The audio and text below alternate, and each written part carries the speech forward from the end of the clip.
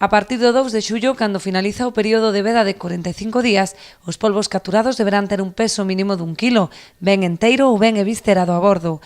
Nos meses de xullo e agosto estableces unha cota diaria de 30 kilos por barco, os que se engadirán outros 30 por tripulante, cun máximo de 210 kilos ao día.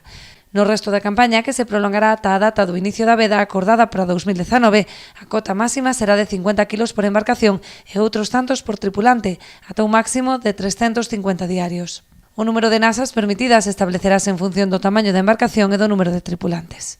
O horario de traballo permitido comezará ás 6 da mañá do luns, permitindo a saída do porto unha hora antes e rematará ás 4 da tarde. Fora destes horarios, a Consellería do Mar proíbe realizar calquera actividade coas nasas. O descanso semanal estenderase entre as 4 da tarde do venres e as 6 do luns.